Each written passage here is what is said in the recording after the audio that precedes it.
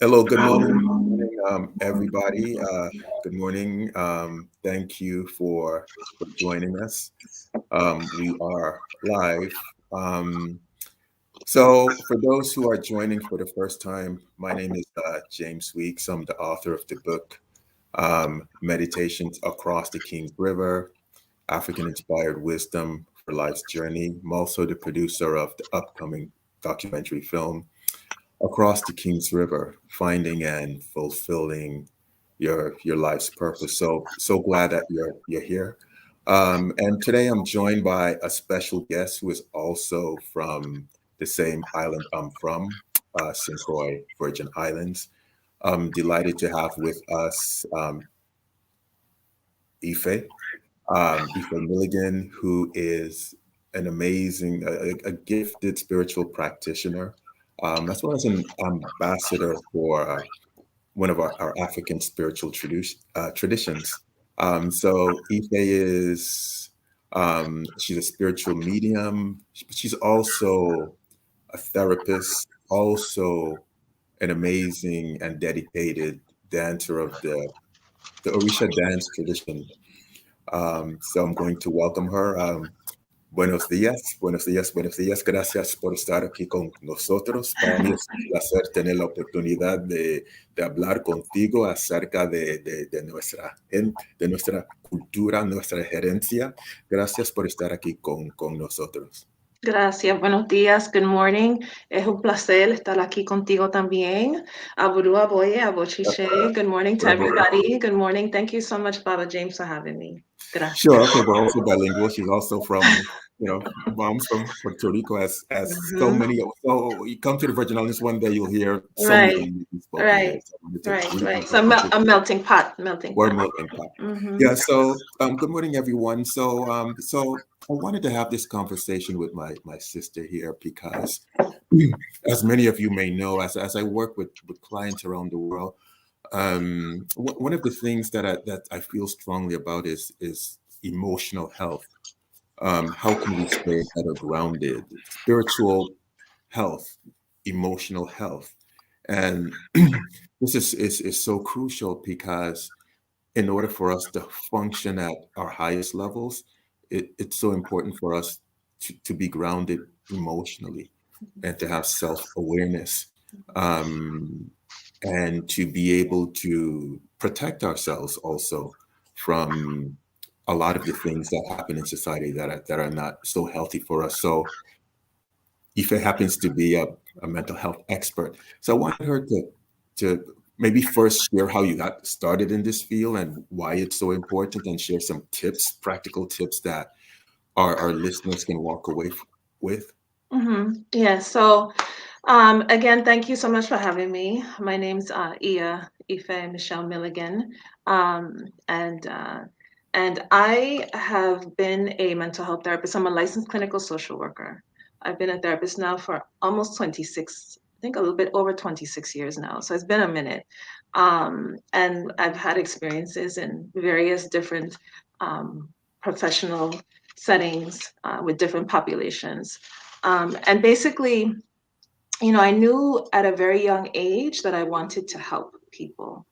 Um, it was probably in high school that I took my first psychology course, and during that experience, I realized that there was so much about the mentally ill that I wanted to learn about. And I have to also mention that since then, the term, I don't necessarily always use the term mentally ill because I don't see 26 years later mental conditions as an illness. And so, but for the sake of the way that we're trained, right? We are taught that these populations are in fact mentally ill. And so that has also shifted for me throughout the years, especially having then been initiated as a priest and then developed my own spirituality and also connecting with my ancestors has helped me to see mental conditions and what folks may call mental illness through an entirely different lens. Um, And so, I started off doing face-to-face therapy, and then I got burnt out.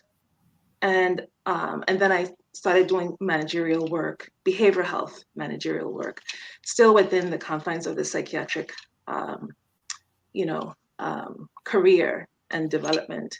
But then I decided to go back into doing face-to-face therapy because I was at a stage in my life where I realized that I had the tools that I needed in order to do the work effectively, not only for the clients, but also for myself. Um, and there was not necessarily the concern of the burnout as I had previously. So when you talk about wellness, the wellness is not only for those that we are treating, it's also for us as the ones who are holding space as healers and therapists and practitioners of various traditions.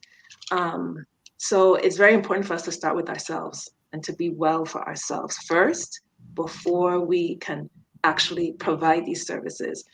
Um, and so it was through my process of self-discovery and healing that I was able to then come full circle and provide face to face mental health sessions. But again, with the support of my ancestors, because without them, I wouldn't be able to do this work at all, at all. Beautiful. So where do you feel people should begin, like on their journey of becoming stronger emotionally? What would you suggest? Like some tips that they could do daily or weekly to like um, get stronger Right, emotionally? right.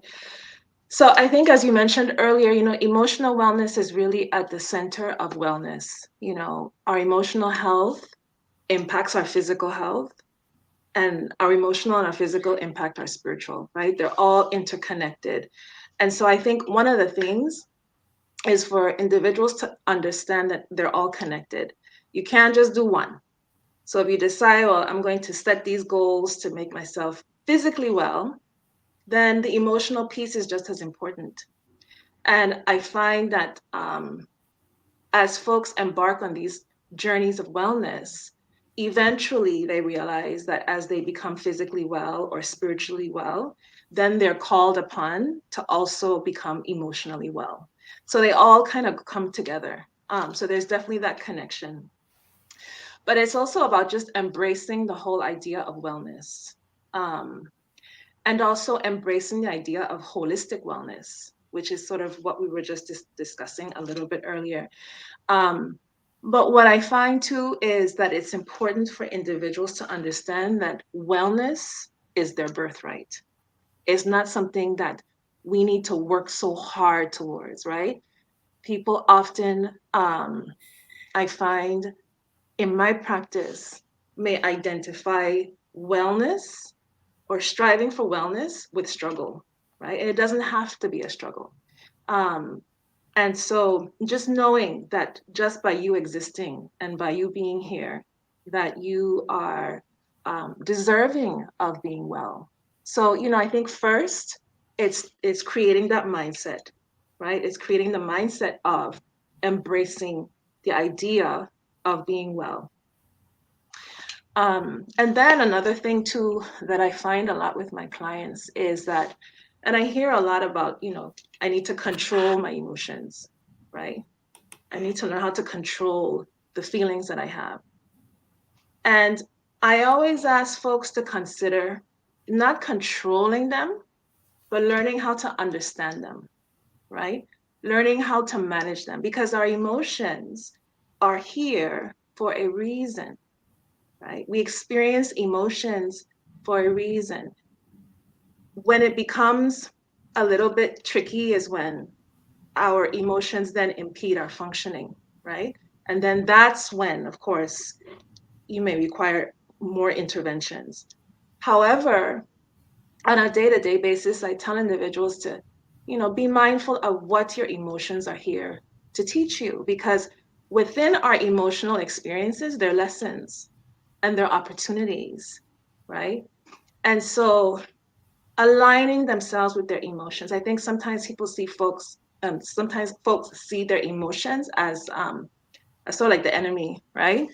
Um, but when you're mad or you're sad, it's for a reason.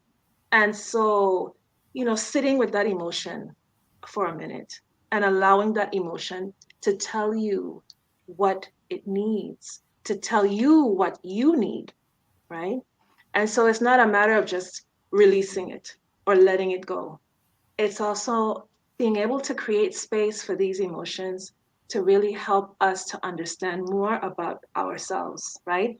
And to be able to listen to the messages. Um, and so as far as tips are concerned, you can go on Google or you can buy books and they'll tell you, okay, these are things you should do, right? 1, 2, 3, 4, 5. Now, what I have found is that may work for you, but it might not work for me. We Hmm. can't all do the same thing, right? It doesn't work that way.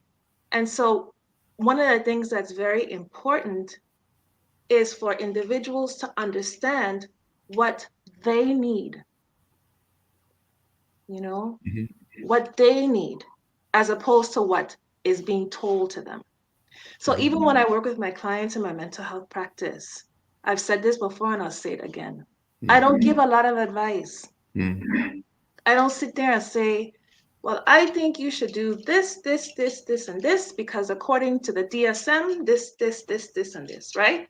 It doesn't work that way. What I find is more empowering is when I'm able to hold space for that individual while they are able to tap into themselves and figure out what it is that they need for their emotional wellness. And Hmm. so, in terms of tips, what I tell folks is to find space to honor yourself and check in with yourself, you know, literally like stopping and putting your hands on your chest, on your heart, and just closing your eyes and asking yourself in that moment, what is it that you need? And listening, right? Not going to Google, right? Not calling your best friend, what do I need to do? No. Ask yourself, ask your soul what you need in those moments, right? So it's about going inward. And a lot of folks don't like to go inward. And I could go on and on, so I'm gonna stop. No, I But love, I no, have, I have, I love I that. have, uh-huh. No, I love that because it's such an important point. And to your point, if we're not in touch with ourselves, if we're not going inside, Right, then to me, well, then what's the point? I mean, if meaning if we're never going to trust ourselves, if we're right, never going to trust our institution, our intuition, if right. we're never going to find out what resonates with us, then Mhm. what are we doing? How Right, could we expect to find the healing, or how could we expect to grow spiritually? You right. know, and so like you said, looking inside is to me is the beginning of spirituality, true Yes, spirituality. yes. Um, because then your spirituality becomes a question of, well, how what do you have inside and how can you contribute, right? But if we're not doing that, well, then what we will be able to contribute will be limited because we're not in touch. So I love that so much. And like you said, like, and I also agree that people often struggle in that area. We're not Mhm. trusting enough of what's Right. coming to us, and Mhm. that's where we get stuck. So um Mhm. I love that. And so one of the things I would like to share that I think is also important is on our journey towards emotional wellness. One of them would be, in addition to spiritual practice and getting it going within, would be to understanding what we have control over and what we Mhm. don't. You know, and that's also a big thing is there are Mhm. things that we feel we should have control over when we don't, but Mhm. also understanding the expectations that we have. Are they really our own expectations, or are they somebody else's expectations? Right. And so what it is that oftentimes some of the things we're struggling with, they're not even our own expectations, right? We're Mhm. really responding or getting depressed about what we think someone else is expecting us to either do, think, be, or say, right? Right. Right. And but that's somebody else's expectations. And so we have to ask ourselves as we go through the whatever it is we're going through, is this expectation my own or is it somebody else's? All right. And half the time it's somebody else's. Right. And I think that that's also part of our journey towards healing, you know. Mhm. Right. Right. Right. Yes, absolutely. Because I was going to mention two boundaries. Hmm. Being able to establish boundaries, right? Because when one begins to um, identify the things that they require in order to be well, then there might need to be some boundaries set in place, right? And what do those boundaries look like? And those boundaries usually honor what is yours. And within that space, then you can determine how much of this is yours and how much of it is stuff you need to give back, you know, that doesn't belong to you, that you've been holding on to, that's been making you unwell. So, along the lines of what you're saying, in terms of being able to establish within the confines of boundaries and recognizing, what you need, how much of it is yours and how much of it is stuff that has been imposed upon you. Another thing I wanted to mention, Baba James, is that one thing with emotions as well that I always share with my clients is that emotions are stored within our bodies. And emotions are energies that we hold within, right? And so talk therapy doesn't always work when it comes to dealing with emotions because these are energies that are within our bodies, right? So it does require more than just your typical talk therapy, right? It requires you to also incorporate different types of energetic work, movement, things that can help you go into that space, right? Into those spaces where those emotions live and have resided and take up space, to go into those areas and help to move those energies through you, right? So then you're able to release them, process them, and then release them. So that therein lies the physical and the spiritual, right? So it's not just about the emotional piece, it's also about finding out what one needs to be able to access the energy that is stored within their body, that is the emotions, right? So that's another thing I wanted to point out as well. Right. And then I wanted to add also to, as a suggestion to people who are tuning in also is as we look at our lives to also look at our lives with some more compassion. And what I Yes. find is that we're often so harsh when dealing with ourselves, one, Yes. and and we're not also allowing for God's time or the Mhm. ancestors' time, you know. And so as I work with people, most people feel like they're not where they want to be in life or where they feel that they should be. But to me, when we get into that, it's like we're playing God in a sense, right? And so understanding that there's a difference between of what we want, what we truly need, and then also understanding, well, God's time is different from is not the same as Right. our time, and it's also not the same as the ancestors' time. So if we're asking, for example, ancestors to help us out or whatever, we have to understand that they'll do the best to assist us, but their timing is not always the same as ours. And so we Yes. have to surrender to, I guess, this flow of life. Like, no, everything that we desire does not have to happen today. It doesn't have to happen this week. It doesn't have to happen this year. But also, I feel that, you know, that understanding is also important on our journey towards being more emotionally healthy because this is where we fall into this trap of expectations and judgment. Your thoughts on this? Releasing the need to control. Hmm. Releasing the need to control. One of the things that I always tell my clients is to give yourself grace, be compassionate, be patient. you know. So in terms of surrendering, yes, it's that that for me is absolutely key, you know? And I always say when you surrender, surrender even more. Again, it doesn't have to be a struggle, right? Just when you think you surrender, just a little bit more and then a little bit more. It doesn't have to be a struggle because what happens is folks will then say, okay, you know what? I'm going to do this thing. I'm going to make myself well. I'm going to, get my sleep. I'm going to eat better. I'm going to, all the things that they feel like they need to do. But then if they don't meet those goals, they end up beating up on themselves, right?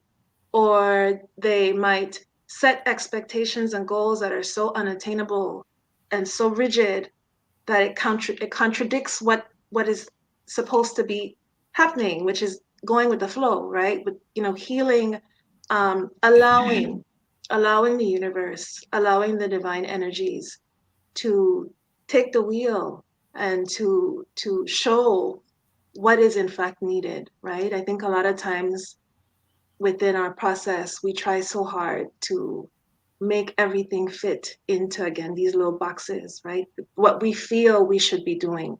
And so part of the healing is also being able to surrender and trust. Trust in the journey. Trust, you know, and worry less.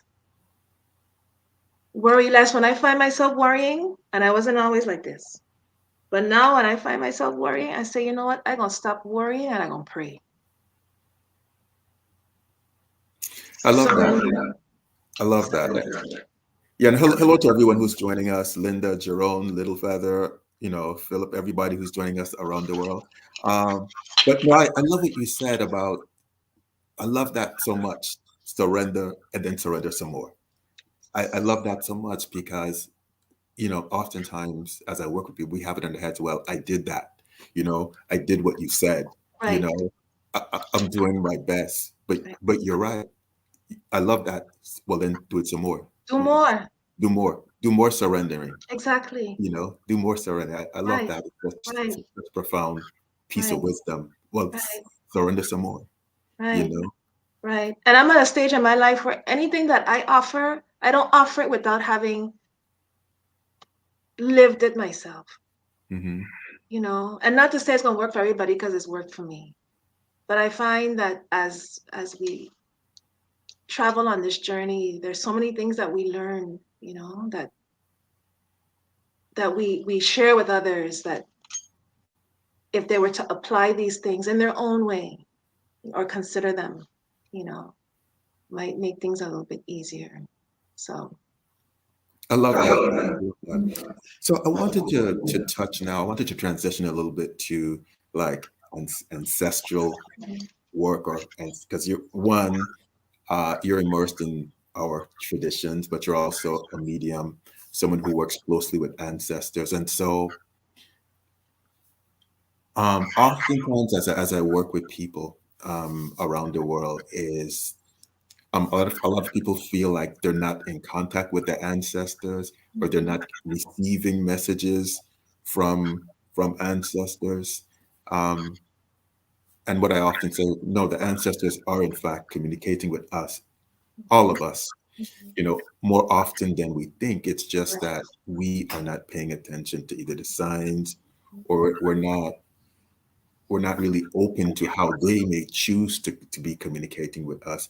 What are your thoughts on ways people can strengthen their relationship with the ancestors, or get better at receiving messages that are coming to them? mhm. So as you mentioned, sometimes, there are those who feel that they don't know who their ancestors are, or they feel like they're not connected.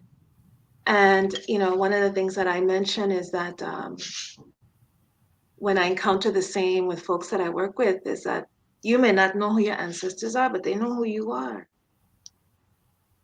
They know who you are. And so there's already that connection. It's not something that necessarily has to be completely established because it has always been, right? Our ancestors are the blood that flows through our veins. They are with us in everything that we do. We are, as their descendants, we are them. and they are us. And so again, I think it's also about redefining what that relationship looks like. It's not something that's outside, far away. It's right here. It's within you. You know, we carry our ancestors within us. And so, you know, remembering that there's no disconnect, even if in your mind you feel like you're disconnected. And as you mentioned, they're always communicating with us. Always, always, always, always, always. The question is, are you paying attention? And if you're paying attention, do you trust? Because a lot of folks will say, well, you know, I think I heard and I felt and I think, but then I said, no, that wasn't what I thought it was. And I asked them, well, why? Why do you doubt, right? And so then it's about asking yourself also in those moments of doubt why that is, you know.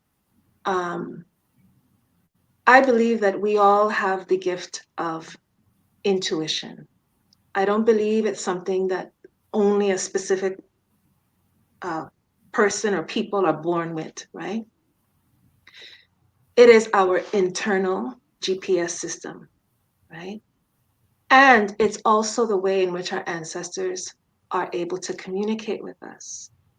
So if you don't trust in your intuition, then you're not allowing the voices and the whispers and the messages of your ancestors to be communicated to you, right? So they go hand in hand, I believe, intuition and then, you know, the ancestral connection. Um, and so one of the things I always encourage individuals to do is to find out who their ancestors were and are, right? And not to make it so complicated, because I think folks may get overwhelmed and feel like they have to do all these things in order for this to happen. And again, it's not that complicated. Start by recognizing who your ancestors were, right? Just by name, and then finding out their stories. And what I tell people is that even if you have a desire, some people might say, well, I don't know their names and I don't have any family that remembers anything. And I always say that once you have committed to learning more about them, they will make a way. They will make a way. All you have to do is say, you know what? I'd like to learn more. And then they make a way. Next thing you know, you're having a conversation with your auntie, and she's like, oh, did I ever tell you about Uncle so and so that died? And you're like, wow, okay, right? And then you get information about different family members. So they open the way for you to learn. You know, I love your comment about not doubting because I think this is a huge issue with people. And so what happens when there's so much doubt is there's always a need for they always need more confirmation. They Right, always need another sign. No sign is never enough for them, right. right? So they get a sign today, then they need some other sign next week. Then after that, the week after, some other sign that maybe they're on the wrong track. And then they feel, well, no, they're not on the right path. You Mm-hmm. know, and so without that trust, well then nothing is possible because trust really is the huge part of the foundation of spirit communication or spirit work. And then I also like what you said about it's not that complicated. I mean, don't complicate it. I love that because that's what, as humans, that's what we tend to do. We tend to Yes. make it way more complicated than it has to be. And so, like, as I work with people, a common question I've received over the years is about purpose and finding, okay, what is my life purpose? I mean, how do we get in touch with that? And like you said, well, it's not that so complicated. I mean, it's like, well, I mean, what do you gravitate to? I mean, what do you love is number one. I mean, also like when people come to you, what are they coming to you for help with? You Mhm, know, mhm. um, if you had nothing to do, if money was an issue, what would you spend your time doing? See, all of these things are clues, Right. right? they're clues. I mean, over time, what we are called to do or become can change and alter, but that's as we grow as a person, as a human being. But is it complicated? Well, no. But it's like there's a tendency to like overcomplicate things, and then also to your point, Ife, is then there's a tendency to doubt, and then when there's doubt, then there's no action. And so what we find is that people tend to become stagnant, complacent, then stagnant, where they're not doing anything ever. Right. And then how does that help? Because although we're talking about ancestors and how ancestors help us, if we are not taking any action, if we're not going to be committed and disciplined about what we say we want to do, well, what's the point? Well, then the ancestors are not going to do our work for us. They may give me the inspiration to, James, you can have an organic farm, but they're not going to plant the potatoes for me. I Right. need to plant the potatoes, right? Right. So Right. there's a partnership that we have to accept, and that's part of the ongoing work that we have to do, Right. right? The partnership. Yes. The partnership. And it's acceptance of that partnership. It's being able to say and recognize that, and to recognize and to honor that it is in fact a partnership. I always tell people your ancestors want to see you succeed. You are their descendants. You carry the lineage. They want to see you succeed, right? And a lot of times they're waiting. They're waiting. They're like waiting, but they need you to take the first step. And fear is, I find that so many of us are so paralyzed by fear. I love that. Mm. So paralyzed by fear. And that fear really doesn't allow us to be great, and to live great in all of our greatness. And so it's about pushing through the fears. And then, the doubt that you and I had both mentioned too is, I think, also asking yourself, again, we talked about things that were passed on to you, right? And some of those doubts are doubts that have existed in our families, things that are maybe our parents or our families or other individuals within our community have sort of imposed upon us, right? You can't believe, you know, you're not hearing the voices of ancestors, you're hearing the voices of something evil or something negative, right? So there's this fear that's also been placed upon us. And so it's about rewiring our way of thinking and releasing those fears. I love what you said about fear because I find that so true. It's what you said to me is so, so, so, so profound because, you know, I encounter that a lot, as I work with people or as I listen, is sometimes people are just so afraid of doing anything, whether it's taking a trip. Should I take a trip? Or whatever. Should I take this course?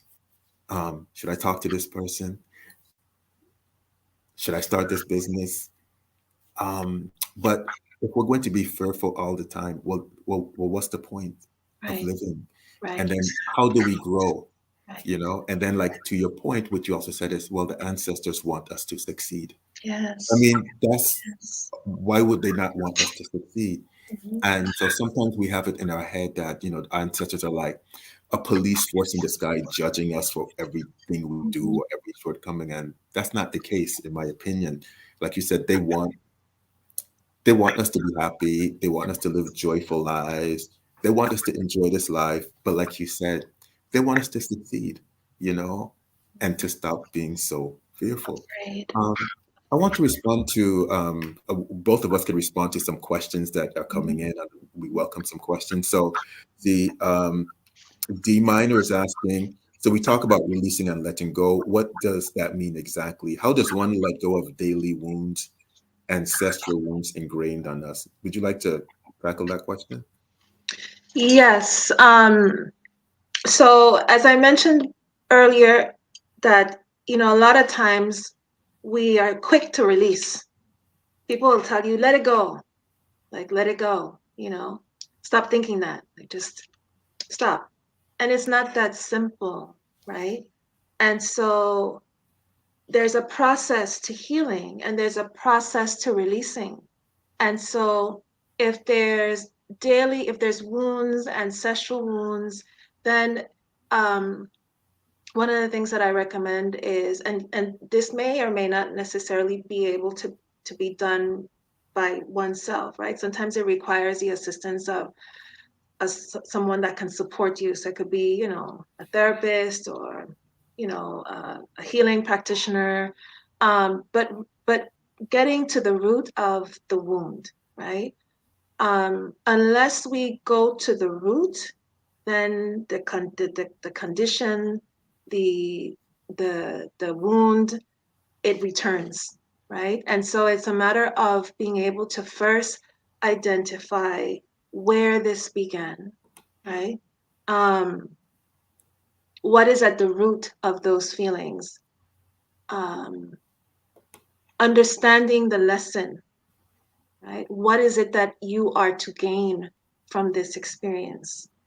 Because even through the worst of situations, there's lessons, right? Understanding the process of it. Um, and if one has developed negative coping skills, learning how to implement more positive, healthy coping skills. Once you're able to do that, then you can begin to process the idea of releasing, right? And what I found is that even when one thinks they've released, there's always going to be triggers, okay? What changes is not necessarily the triggers that are outside of us, it's the way that we respond to them. And so it's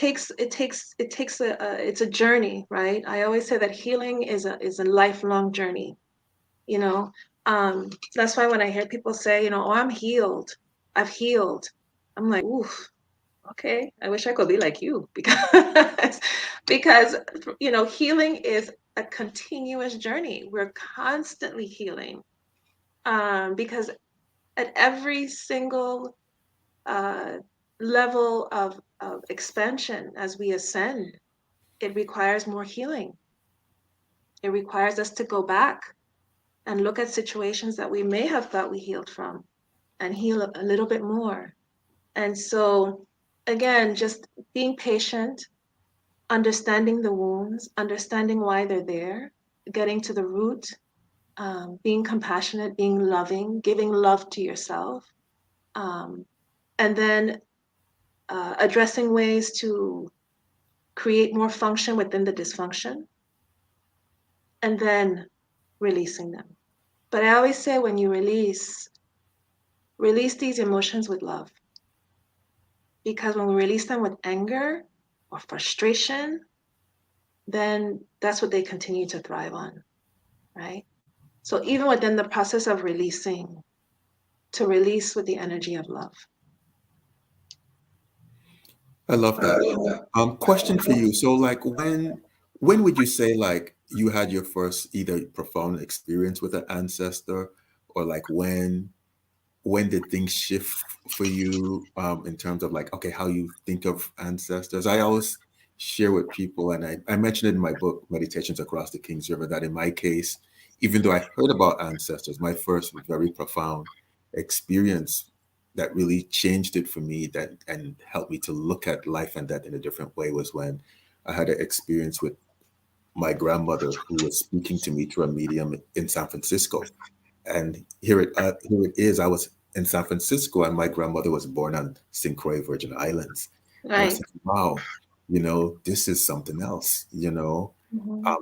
It was just so much evidence that, oh, this is this is how could this medium have known this? Right. And that's when it shifted for me. And then over the years, I've had different experiences, gave me that confidence that, wait, this is true, Mm-hmm. and it helped me to realize that all of us in different ways are receiving messages. It may come, if it's not coming to us directly, intuitively in some way, it may come through from someone else. But like you said, the ancestors know who we are, but they also know where we are. They know how to find Right. out. Right. We are not lost to them. They know Right. where we are, and so they can reach us at any time. So I'm just wondering if you could share with us, like, when did things, some of your profound experiences, and when did things shift for you? Ah, that's a good question. um, it's hard for me to really remember when, because I feel that I've always had these experiences. And I've been fortunate because I've been surrounded by family and community that has always supported my gifts. Even though there may be individuals that may perceive them from a different place, it's still supported. And so I've never doubted because I've always been able to share the things that I've seen and heard and felt to those around me that love me, and it's been reflected back. So, and even within my family, there's individuals that are also gifted.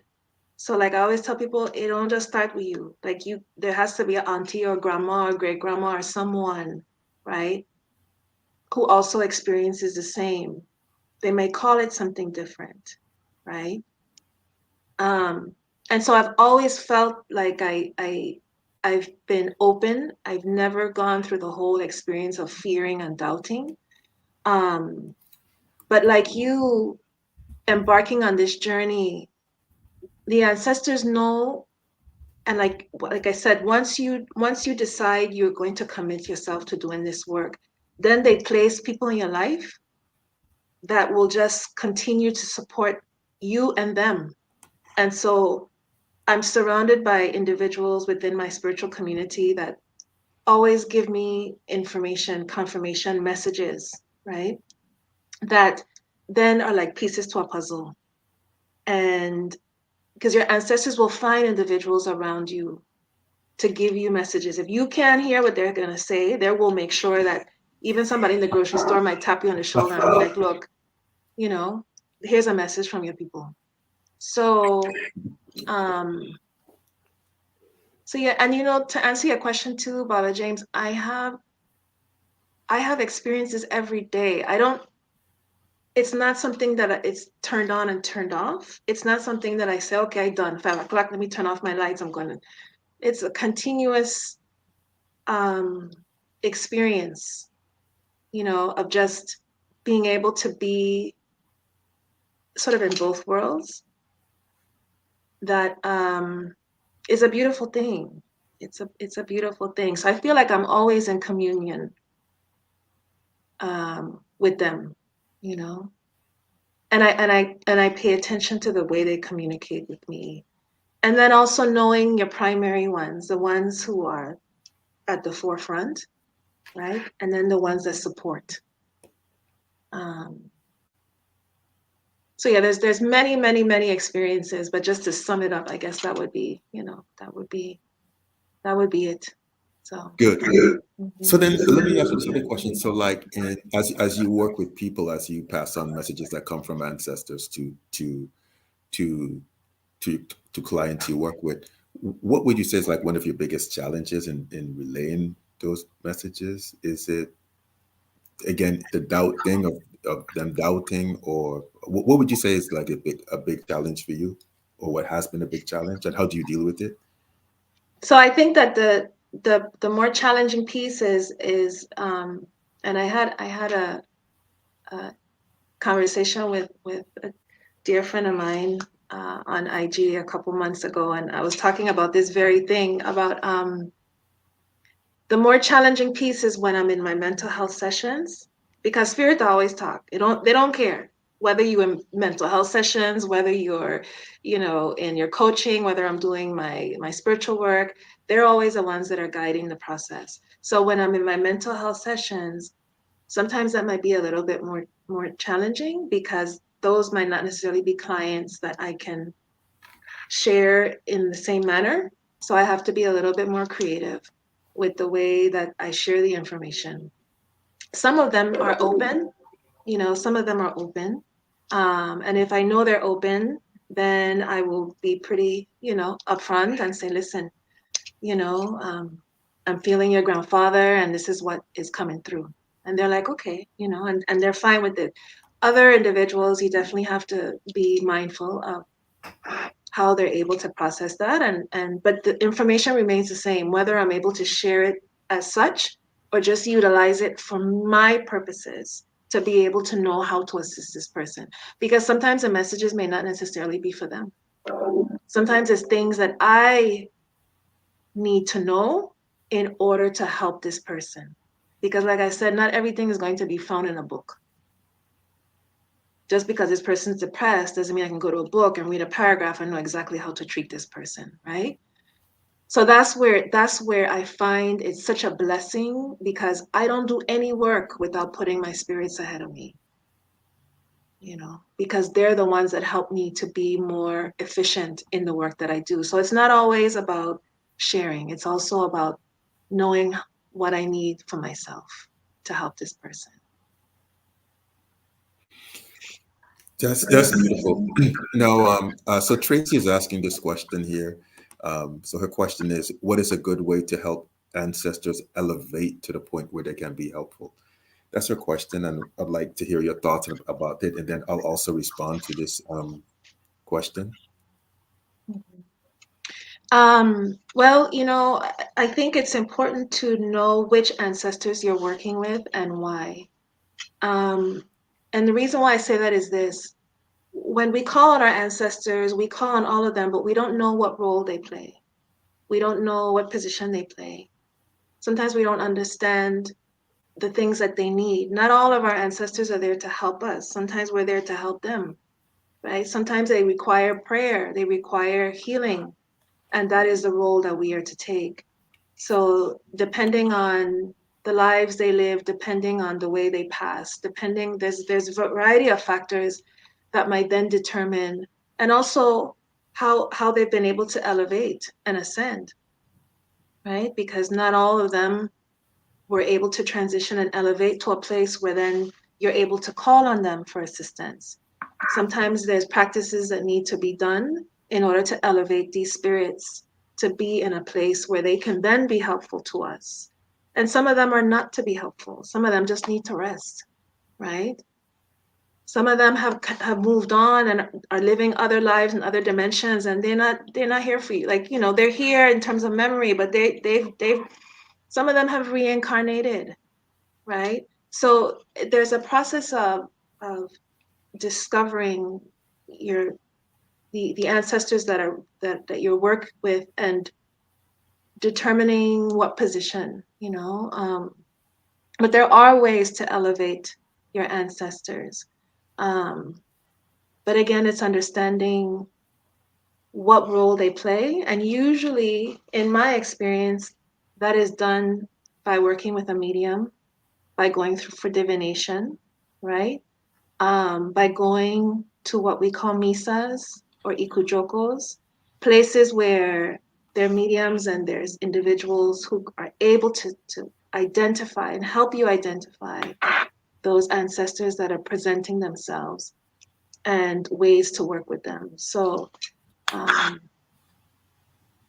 so that's what I would say. I'm gonna let you answer the question too. But that's Okay, what it so is. okay, so the question, so what is a good way to help elevators ancestors elevate to the point where they can be helpful?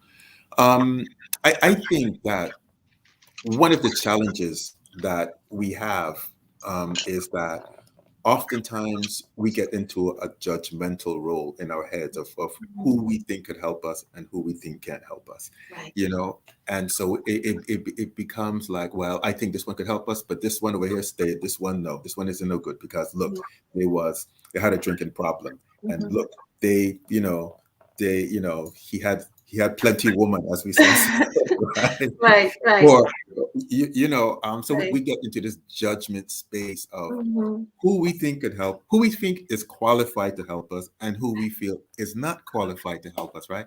mhm, But to me, is bigger than that. And the reason why I say that is because just because someone might not have lived like a exemplary life, it doesn't mean that they can't help us or that they don't know. mhm, You mhm, know, I'll mhm, give an analogy. So let's say I'm stranded by the road, and my tire is flat, right? Mhm. And I'm there, I can't get AAA or whatever, right? I'm standing by the road. Mhm. Does that mean that somebody who robbed the store 2 months ago can't come and help me change my tire? No. Mhm. See, Mhm. of course, Mhm. if they wanted to help me change my tire, they can help me change my tire, right? And Mhm. so, what the point is that uh, those who have gone before us can still give us guidance about a relationship that we're in. They could give us guidance about a work situation we're in. There's a book that I've always enjoyed reading. The book is called Spirited by Rebecca Rosen. Mhm. And one of the interesting things about that book is that so Spirited is a book about Rebecca Rosen, a young Jewish woman who was going through a deep depression, right? And then one day she realized that her grandmother was communicating with her, right? But her grandmother was someone who had committed suicide. So her grandmother had took her own life, Mhm.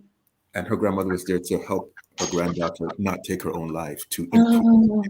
improve her mental health. Mhm. But what if she had sat there and said, "Well, my grandmother took her own life. She can't help me because she took her own life." Right. So when we think of those who have gone before us, I think it's important for us to get out of the judgment space, right? Mhm. Mhm. And to, nobody made us the judge and nobody made us the juror. True. Right. Yeah. We're Yeah. Yeah. all human beings on this plane going Right. through life, then the next life, whatever. So to me, it's more about opening up to those who want to help us, but not placing a judgment and Mhm. not deciding who we think is qualified. Right. Part of the reason why spirits come back oftentimes is also to apologize and Mhm. to break these cycles. But if we don't give them a chance to help us, well, then maybe they can't help us. So to me, it's more about being open. You know, Mhm. that's Mhm. that's, that's my response to that. Right. Right. And I find that it's usually the ones that folks don't even the last person they would even imagine, you know, because Exactly. yeah, because it doesn't necessarily mean that because you had a beautiful relationship with your grandmother while she was alive that in the afterlife she will be the one. Sometimes it's an Exactly. uncle that you didn't even know. You know, it could be an Exactly. ancestor that you know transitioned while you were a child or before you were even born. So again, opening yourself up to just the possibilities of who it could be and what that could look like. So yes. Yes. So I'm going to share a question by Don, who is, I think, well, Africa. I forget what continent, I mean, what country. So here's a question. I would like to know about your thoughts on being healers who connect and converse with ancestors and Christianity. I'm not sure, let me see, on healers who connect and converse. Oh, ancestors and Christianity. Well, I'll just share my thought and then I'll have Aoife share her thought. Well, I don't think there's a distinction. I mean, some people are Christians and that's, so I don't feel ancestors could work with us regardless of what tradition we choose to practice. So they could work with us if we happen to be Christian, if we happen to be Muslim, if we happen to be, Santeria practitioners or Ifa practitioners or Buddhists. What are your thoughts on this? Yeah, I was reading the question. I was trying to understand it, Don. So hopefully we're answering your question. But I think for me, it's just finding where it all connects, right? Because all religions connect, and so seeing the similarities and being able to communicate and speak the language of whomever you're working with. So I'm not sure if that answers the question. Thoughts on being healers who connect and converse with ancestors and Christianity. So maybe Don, you could clarify your question a little bit more. But for me, it's just being able to see the similarities in all of us, and the practices that we have and the beliefs that we have, and to find that middle ground, is what I have found helpful. Okay. So here's another question. How can we unblock chakras? What is a chakra cleanse? What are the most challenging exercises we can do? Um, I'm not sure, like, I don't consider myself an expert on chakras, but Jen, here's another question. How can we focus on quieting our bodies to receive messages? So, Hmm. any thoughts you have about quieting our bodies to receive messages? What do you Yeah, think? so when we talk about quieting our bodies, that's so important, right? We one of the things we had mentioned is grounding, and so part of grounding is being able to be in spaces where you're able to connect, right? Whether it's, through utilizing different tools or just you utilizing your own energy to ground and to quiet yourself, and to go to the center, right? But when you talk about quieting your bodies to receive messages, um, uh, one of the ways that you can do that is through creating, moments throughout the day to, as I mentioned earlier, to check in, right? Because sometimes we are not able to create quiet moments, right? Because you're working and you're in the middle of things, and so it's just being able to, even within the hustle and bustle, to be able to tap in, to tune into yourself and ask yourself, right, what is it that is needed at this particular moment. Another thing I wanted to mention is even within your meditation, a lot of times people feel that within the quiet moments there should be quiet. But one thing that I appreciated about Christina's question is that in those quiet moments, we are also to listen to the things that come up, right? The messages that are given within our meditations, within our quiet moments are very important. So it's not just about establishing silence, right? Paying attention to the thoughts that you have, the messages that you hear, paying attention to the things that you worry about. Because sometimes when we meditate, you find yourself worrying about, things that you feel like you shouldn't be worrying about because you're supposed to be meditating. But even within those moments, pay attention to what you're worrying about, because that is also spirit's way of letting you know these are things that you need to, you know, be mindful of. So, um, focus on quieting your body, determining what that looks like for you. Some people can be quiet and focus on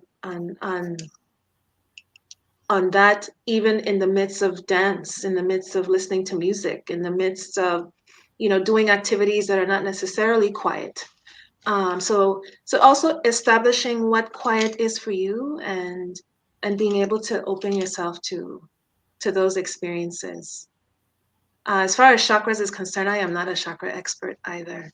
But definitely, um, the visualization also, right? Channeling, being able to allow yourself to be open to the energies that are, the cleansing energies that are coming through you, to be able to come into your body and your center, and to visualize the unblocking of areas within you that are blocked, is also part of what you can incorporate into your meditation.